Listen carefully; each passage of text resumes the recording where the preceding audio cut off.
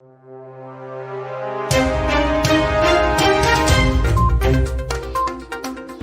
to VARINDIA News Hour. Data Uberization will lead to the growth of SaaS market. The SaaS market is reaching a higher revenue size than both IaaS and PaaS market combined, at least for the time being.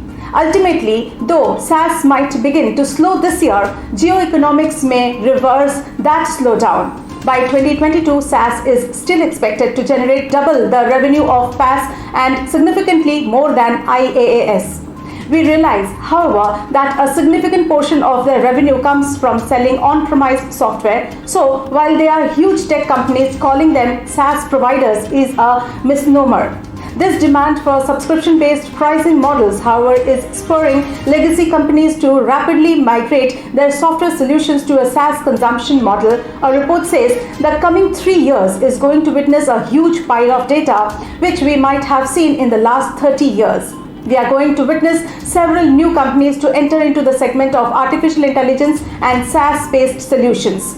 By 2021, 73% of organizations will be using all or mostly SaaS solutions. Nearly 85% of small companies have already invested in SaaS options. This means there is strong potential for growth of SaaS products in the coming years as their total cost of ownership matches that of the on-premise software deployment models. Organizations dominating the enterprise software space, that is IBM, Oracle, Microsoft and SAP, will likely maintain their market share for enterprise software products as a growing number of customers can take advantage of the same product capabilities with the feasible subscription-based pricing model. However, the industry is still riddled with a lot of challenges in terms of talent, and which is why organizations have started pouring a substantial amount of money in building their data science and analytics team. Organizations, regardless of their positions, have been using data science and analytics to garner insights from data.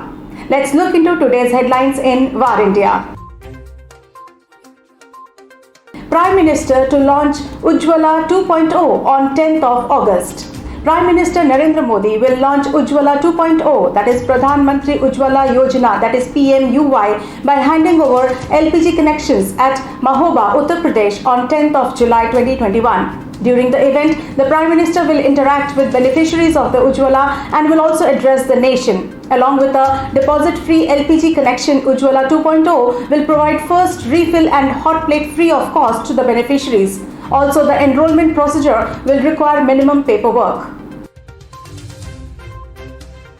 IT panel may take up the issue of Pegasus, says ShashiTharoor. Although the Parliamentary Standing Committee on Information Technology could not take up a discussion on the Pegasus snooping issue at its last meeting after BJP members on the panel blocked proceedings of the meeting citing lack of quorum, panel chairman ShashiTharoor on Sunday said that the IT committee had been conducting discussions on citizens' data privacy and security for the past 2 years. The last meeting on July 28 also saw what Tharoor calls last-minute refusal by representatives of 3 ministries to attend it.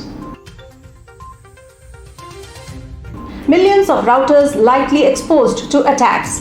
Vulnerability in Arcadine's firmware has existed for at least 10 years and has therefore found its way through the supply chain into at least 20 models across 17 different vendors, said by the security company Tenable. There were dozens of router models from the multiple vendors and ISPs including Asus, British Telecom, Deutsche Telekom, Orange, O2, Telefonica, Verizon, Vodafone, Telestra and Telus. The report says the total number of devices exposed to attacks likely reaches millions of routers. AmericanExpress to partially resume its operation in India. AmericanExpress may partially resume its business in India more than 3 months after the foreign card payment network was barred by the Reserve Bank of India from taking in new customers over non-compliance with data storage rules in the country. The central bank had earlier this year imposed a bunch of regulations on the American Express company and MasterCard, asking the companies to not sell any new cards for failing to localize data here.